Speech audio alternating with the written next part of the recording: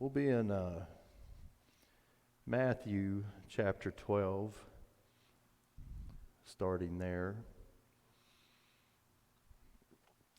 Just a little wrap up from last week. Jesus had a discourse where he was demonstrating his equality with the Father.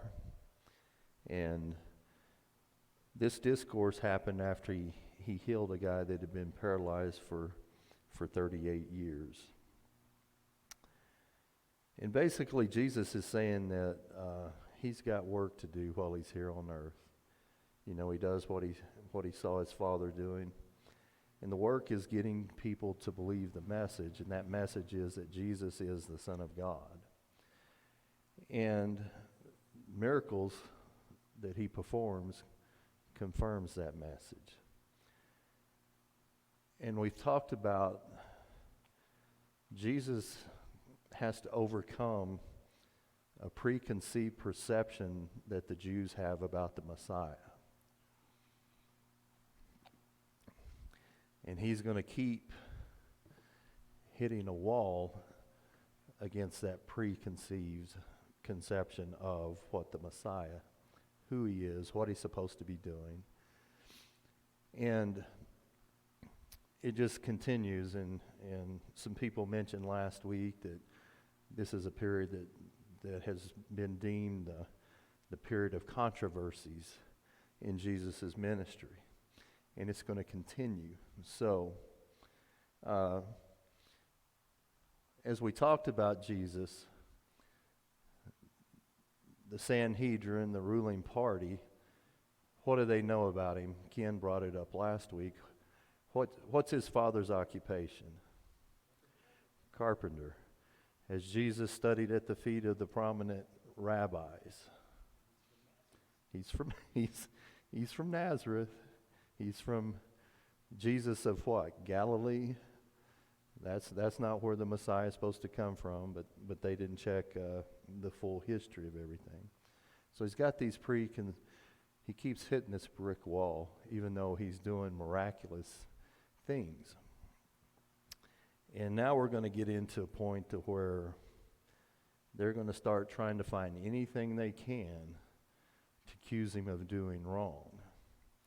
And as we begin in Matthew chapter 12, Matthew writes from a very Jewish standpoint, and his intent's to prove that Jesus is the Messiah that was talked about in the Old Testament. And when Jesus wrapped up his discourse last week, who did he say was the Jews' accuser? He said it was Moses, because he wrote about me and you don't believe him. So, Matthew chapter 12, verses 1 through 8. At that time, Jesus went through the grain fields on the Sabbath. His disciples were hungry and began to pick some heads of grain and eat them. When the Pharisees saw this, they said to him, "Look, your disciples are doing what is unlawful on the Sabbath." He answered, "Haven't you read what David did when he and his companions were hungry? He entered the house of God, and he and his companions ate the consecrated bread, which is not lawful for them to do, but only for the priest. Or haven't you read in the law that on the Sabbath the priest in the temple desecrate the day and yet are innocent? I tell you that one greater than the temple is here. If he had known what these words mean, I desire mercy, not sacrifice," and again that's referring to Hosea 6:6, "you would not have condemned the innocent, for the Son of Man is the Lord of the Sabbath." So when the Jews are saying they're breaking the law, what law are they talking about? Tradition, man's laws, the laws that this Jewish ruling party has come up with over the years. And we've talked about it before. You've got the Ten Commandments, you've got other commandments in the Old Testament, and your rabbi sat around kind of like, the Supreme Court debating what this means. So keep the Sabbath holy, what does that mean? Oh, well, You can't work. Okay, let's define work. And then we put rules around work. And you'll read, sometimes in the New Testament, you'll read they went a Sabbath day journey. You could walk so far on the Sabbath and it wasn't work. Any further than that, then it was work. Some of the silly things that they came up with is they're like, okay, you can do a Sabbath day journey. It's X amount of distance from your home. Well, what's my home? Where your belongings are. So people would put some of their belongings, scatter it out so that they could move however they wanted to. So when there's rules, there's people always trying to get around them. So, yes. They're still doing it today. We were in Jerusalem last year. On the Sabbath, the elevators in the hotel were not to be used. They would go all the way to the top, stopping at every floor. You set to where you couldn't punch the buttons. That's work, in their opinion. Yeah. You even push the buttons. Yeah, another example is if you had two different pairs of shoes and one took more effort to put on than the other, if you wore the one that took more effort, you were doing work. So I mean, this is what Jesus is running into, what they've turned the law into. And he gives them two examples about what happened. So first of all, they're walking through some grain fields, picking some heads of grain. Anybody ever done that? And rubbing it like this and eating the grain. Would we consider that work? I'm hungry.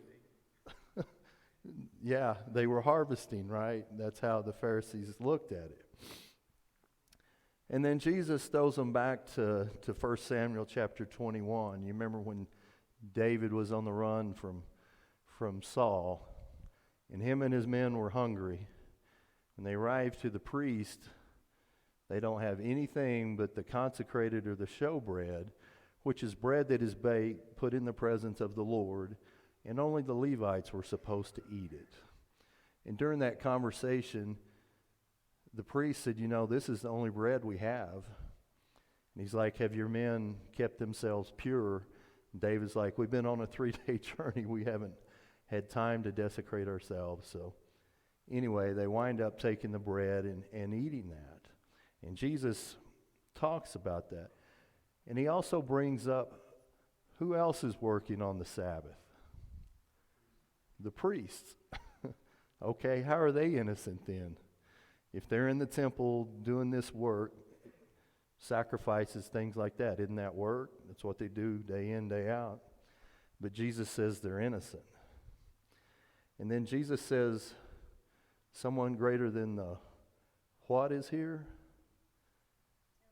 The temple. How do you think that resonated with these Pharisees? They're already mad at him for saying what? I'm his son, so that's making him equal with the Father. And now he's saying somebody greater than the temple is here. What did the temple represent? God's presence here on earth. And Jesus says something greater than that temple is here. You think they scratched their heads, or do you think they immediately got mad?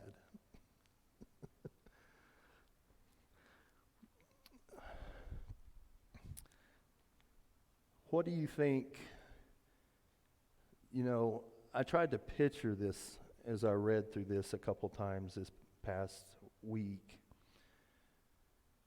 In a lot of interactions you have with Jesus when you're talking about the ruling party, people really didn't want to interact and try to understand, did they? Except somebody like Nicodemus, right? Nicodemus really tried to glean and pull information out of him.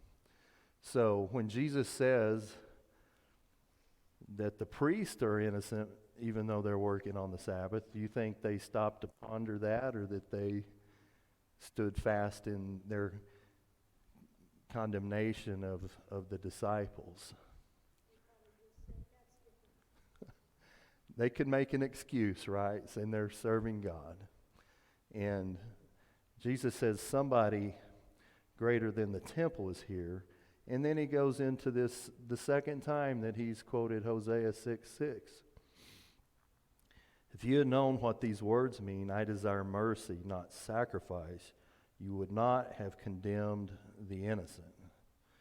So he's point blank telling them, my guys are innocent. They didn't do anything wrong. The only thing they did was disrupt your man-made rules. And then he says, for the Son of Man is what? He's Lord of a certain day, right? Lord of the Sabbath.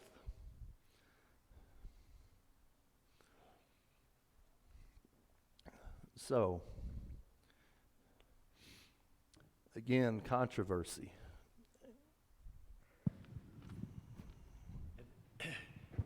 In the picture of this, you got Jesus and his disciples walking through a grain field, which they're not supposed to do on the Sabbath. That work. But the Pharisees are walking with them. They're violating the same laws they're accusing Jesus of violating.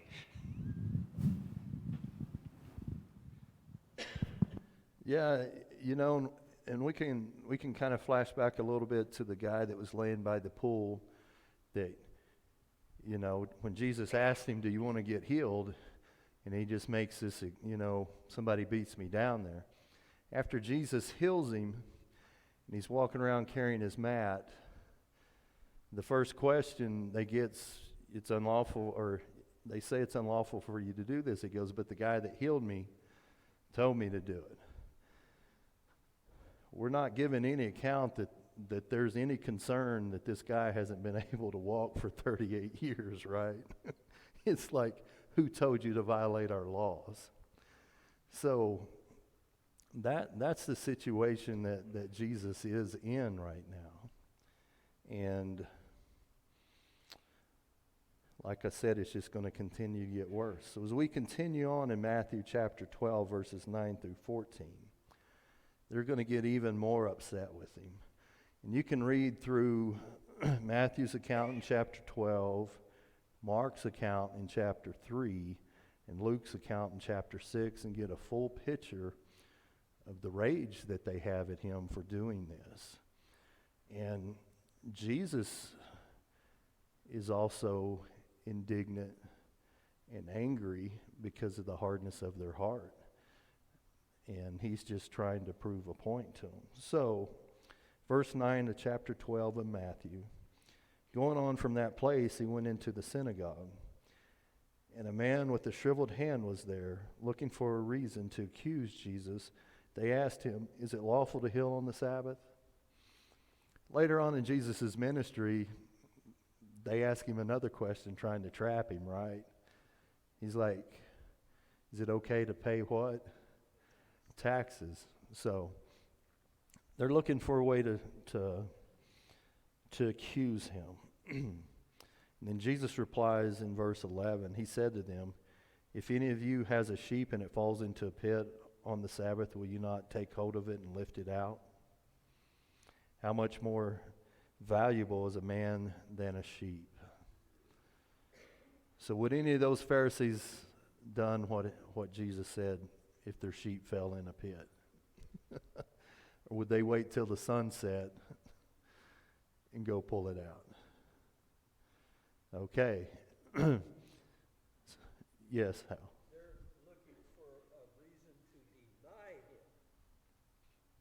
And the accusing, if they could find him guilty, then they could deny him. And today, people are looking for a reason to deny him, and they try to discredit the Word of God. They try to discredit anybody who believes in Jesus because they want to deny him. And once they can deny him, then they feel good about themselves. Because they say, I'm not following him because he's not the true Messiah. Today they're saying, I'm not following Jesus because he's really not real. he didn't really do these things. So they're looking for reasons, and they're going to all kinds of scientific practices to try to prove that he didn't exist and he didn't do these things. So today they're doing the very same thing they did back during Matthew's time. They want to deny. Yes, I appreciate that. And as we think about all these controversies and all of these roadblocks that Jesus keeps running into, something to think about. Do you think Satan is being inactive while Jesus is on the earth? There's a full court press on to try to trip him up, right? And we saw, you can get a glimpse of the 3 temptations about what things are going to tempt him. And they're just going to be thrown at him all the time. So as we go through this, Satan's always going to stir up even people that think they're righteous and religious, right? Are these Pharisees acting any different than Saul, who becomes Paul? Saul was very zealous for the traditions, and it took a face-to-face meeting with Jesus and being blinded for that to change his heart. So this is what Jesus is running into. And so his second question is, how much more valuable is a man than a sheep? Do you think the Pharisees really had a good outlook on the common person, people of the land? Do you think they would value a sheep more? Possibly. I don't know, but that's the gist I get. So Jesus talks about 2 different people saying a prayer, right? And which one's more justified in their prayer? And so that kind of gives you an idea that they're pretty arrogant, right? These rulers, that we know everything. You don't know anything. This crowd's chasing after this guy that's just wrecking all of our laws, or which are just their tradition. So Jesus asked him in verse 12, how much more valuable is a man than a sheep? Therefore, is it lawful to do good on the Sabbath?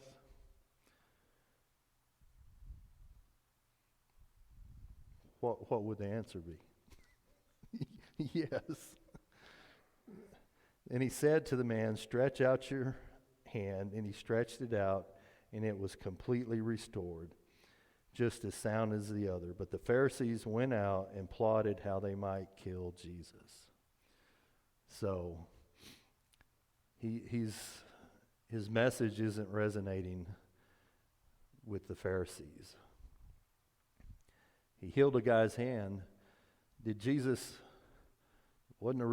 he just told him to do something, right? Healed him. Well, performing a miracle, I guess, is work on the Sabbath. So,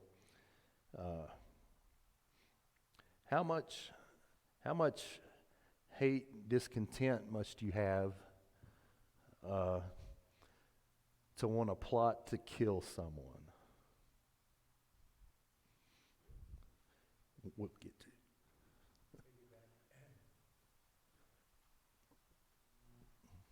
Piggybacking on what Hal said, they're looking for an excuse. Imagine, people today say, well, he's not real. If I could see a miracle today, I would believe. No, you wouldn't. These people saw a miracle, and look how black their heart is. Immediately they plot to kill him. We think if you saw a miracle, man, wow, but no, that's not their reaction. They're already turned against him. Nothing he can do. Do good on the Sabbath, and they want to kill him. Wow. They had become completely disconnected from God because they are devoid of love. They have the religious ritual down to their liking, to their satisfaction. But their disconnect from God was completely disconnected because they had no love in them. And everything that they were was ambitious toward themselves, their selfishness. They had become, Hosea said, my people perish for lack of knowledge. They didn't understand who God was at that point. They had become disconnected from God.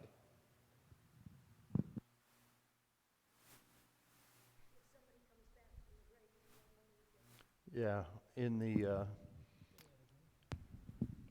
Jesus had already made that statement that in that parable that he told, that even if somebody came back from the grave, they wouldn't believe them.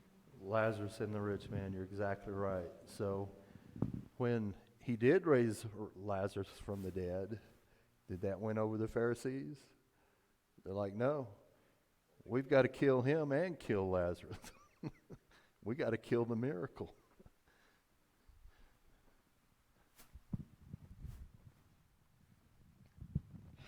think we need to remember the threat that he posed to their power, and I think that was as much a part of this as anything. They were the rulers. You did what they said, or you suffered the consequences for that, whatever it was. And here's Jesus, and he is a major, major threat to their power. And I think that has as much to do with their desire to get rid of him. And we see it all through history. You're exactly right, Kevin. As we're going to see later in John, they're really upset with him for a healing. And they make the statement that if he keeps on doing this, we're going to lose our place and our position under the Roman Empire. That they're definitely trying to protect that. So one of the things that Terry was talking about is what God intended had migrated so far away from in that day with what they had established.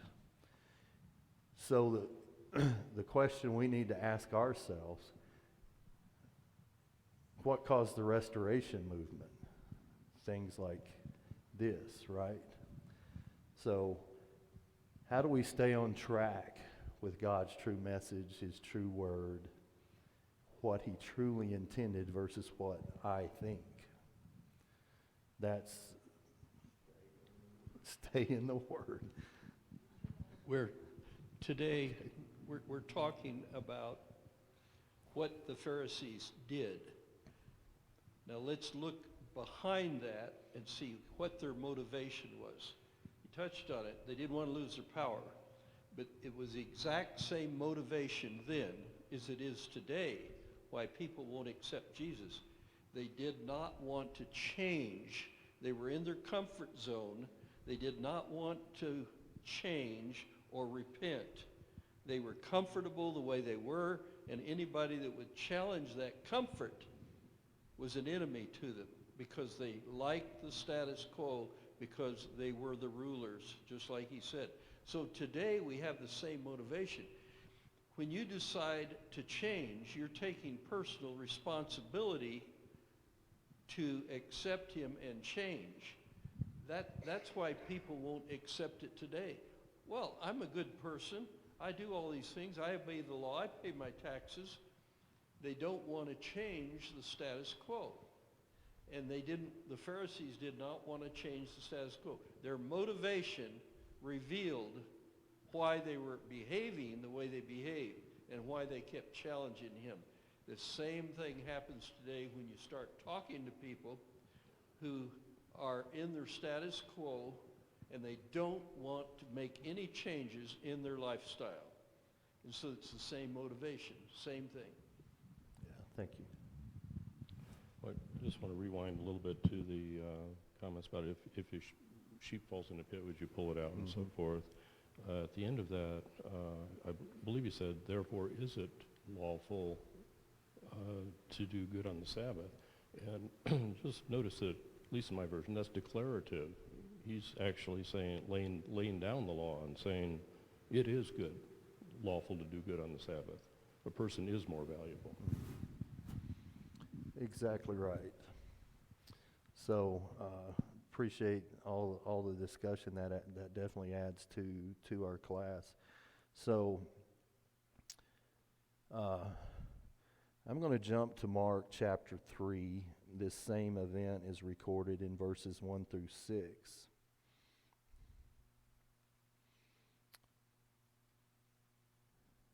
Verse 5, he asked them, or verse 4, he asked them, which is lawful on the Sabbath to do good or to do evil, to save life or to kill? But they remained silent.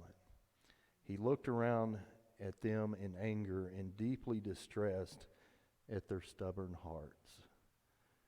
So Jesus, 100% man, 100% God, is looking around in anger.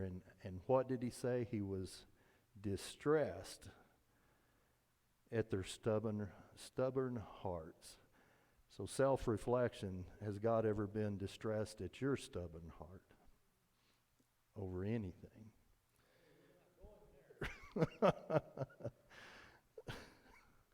Something to reflect upon, and when he was looking over Jerusalem right before he died, what did he say? If you had only known. He wanted to wrap his arms around them, right? Lead them the way.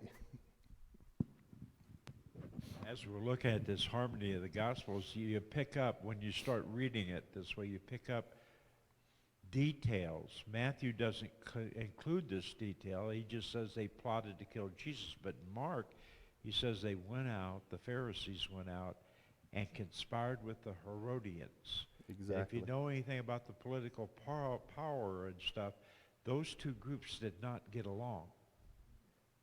The Herodians were Aligned with Rome. Yeah, so the enemy of my enemy is my friend. So that is exactly what's going on. So he's every political party wants to get rid of him. So, all right. Any more comments on that before we move on? We'll continue on in Mark chapter 3, verses 7 through 12. We've got a little bit reading there, and then after that we'll jump to where Jesus is calling the 12, appointing those, and then our next section is, we'll be in Matthew 5. We'll be in Matthew for quite some time, I think, discussing the Sermon on the Mount. So that's kind of our path forward here. So Mark chapter 3, verses 7 through 12. So he healed this guy's hand. Then verse 7, Jesus withdrew with his disciples to the lake, and a large crowd from Galilee followed.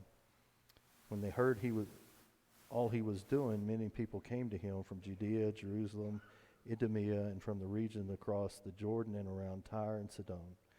Because of the crowds, he told his disciples to have a small boat ready for him to keep people from crowding him. For he had healed many, so that those with diseases were pushing forward to touch him. Whenever the evil spirits saw him, they fell down before him and cried out, "You are the Son of God," but he gave them strict orders not to tell who he was.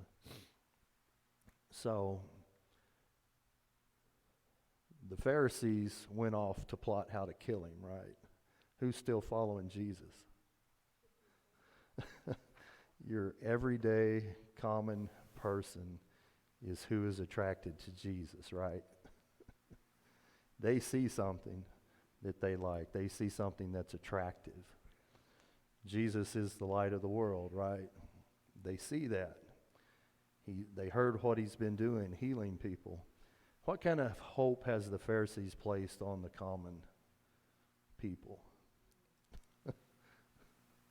Not much. And that's a lot what resonates in the Sermon on the Mount to the common people. Humanistic class society. There's the haves, the scribes and the Pharisees, and then there's the have-nots, the common man. And the attempt of the scribes and the Pharisees of the time was to control the common man and to make them do, almost in slavery, what they wanted them to do by their ritual. And so it was so disconnected from God. It was not even conceivable at the time. And Jesus arrives, and they look at him, and he doesn't have that approach or mindset. His approach and mindset to the common man is one of love. Come here, I want to heal you. Let me show you a better way. And they listened to his words, the Sermon on the Mount. They listened to those words. That resonated so much with them. It was the way out of all of this darkness. They were in slavery to the Romans, and they were also in slavery to the scribes and the Pharisees. How do we get out of this? Yeah. So Jesus actually he scolded the rulers of the day, right? He said, you have the keys to the kingdom of heaven, but you have what? Burdened man down with your what? Traditions, and haven't lifted a finger to help them. So you're exactly right, Terry. They feel the weight of this burden because of their social standing. So, but these people, they're not plotting to kill Jesus, are they? They're wanting the healing, the words of affirmation that comes from him. In the end, the ruling party sways the crowd to kill him, right? But right here, Jesus has the everyday common person is following Jesus. And the Pharisees are just like we've talked about. They've got a checklist of what the Messiah is. And he's already missed a couple of those boxes, so he can't be that person. So if he's not the person and everybody's following him, then you're exactly right. He's a threat. So we've got to do something with this guy. Let's see here. So Mark chapter 3, we'll continue on. Jesus went up on a mountainside, verse 13, and called to him those he wanted, and they came to him. He appointed 12, designating them apostles, that they might be with him, and that he might send them out to preach and to have authority to drive out demons. These are the 12 he appointed: Simon, who is Peter, James, son of Zebedee, and his brother John. Those were the sons of thunder: Andrew, Philip, Bartholomew, Matthew, Thomas, James, son of Alphaeus, Thaddeus, Simon the Zealot, and Judas Iscariot, who betrayed him. So we know a few things about these people. So Matthew, or Levi, what was his occupation? Tax collector, worked with the Roman government, took money out of the Jews' hands that could have went to the temple. Simon the Zealot, what is he? He's from a terrorist organization. The Sicarii Daggermen they started like guerrilla warfare. They'd go up in a big crowd and, stab a Roman soldier and all this kind of stuff. So what kind of campfire talk do you think that Levi and Simon the Zealot had?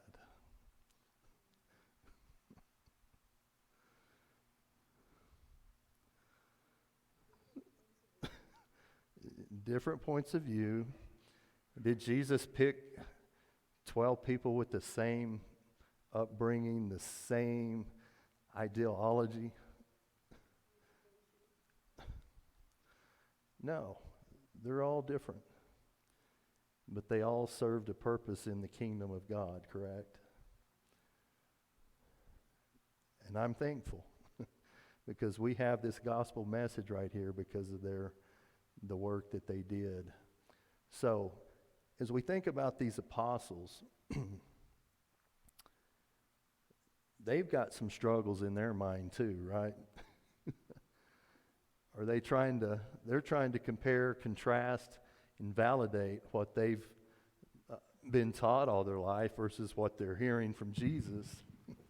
They're stuck thinking that there's an earthly kingdom coming, and Jesus is going to be king, be right in the midst of the court, and until his death, burial, and resurrection, till the coming of the Spirit, they didn't completely get who they were walking with. You're exactly right. When the Spirit came, it all clicked, right? They understood. It's in the garden. What did Peter try to do? lead the revolt, right? So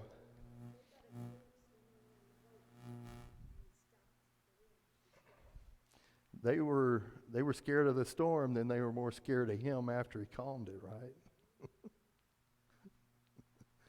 So just think about that as you hear the apostles interact with him throughout the Gospels.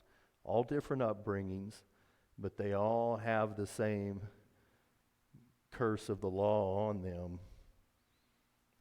the traditions of the Pharisees on them, and then they're hearing Jesus speak. And that is one of the main points of the Sermon on the Mount, is he's refuting a lot of the oral traditions that the Jews had put in place. Ken's got. What sets these 12 men apart is they had questions.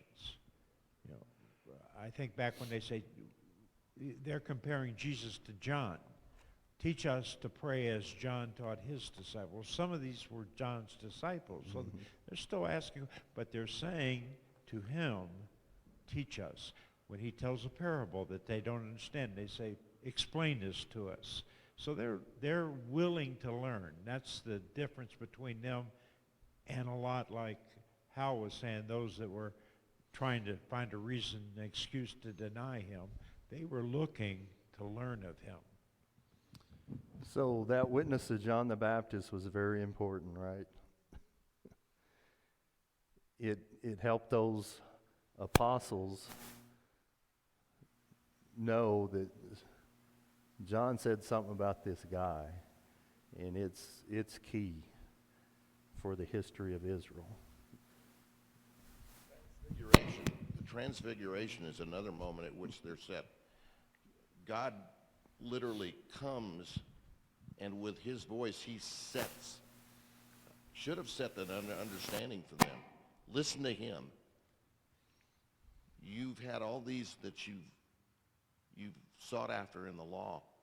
You've had all these that you've elevated, Moses and the prophets, all of these people. Listen to him is what they're told, and they should have clicked. I don't think it clicked even then. Literally, it did not click until he's crucified, raised from the dead, and the Spirit comes. It didn't completely click. Yeah. Yes, we'll close with Wendell's thought. You know, we have been pretty hard on the Pharisees. But at the same time, I guess I'm the defense counsel here. How many years has it been a Jewish state? How many years have they been building up these traditions? And a lot of it's been years and years and years. How many years has this country been here? 400 years was nothing to them, and so they're all those years. it's been built up, and it's hard to change. It's hard to change. It's hard for us to change. That's why we have to keep studying. That's what I want to, where I want to go with this is, we need to keep ourselves in the book because things are going to come up, and we best be on the right page. Yeah. And I liked it how Ken put it one Wednesday night as he's going through 1 John, when he talked about, false teachings, and he talked about a bank teller. How does a bank teller know if a bill's counterfeit or not? Is it because they studied every counterfeit bill? No, it's because they, what, Ken? They know what the real one looks like.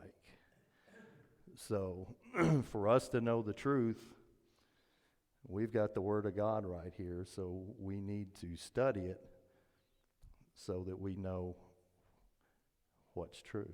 So, appreciate everybody's comments today, and hope you have a wonderful week.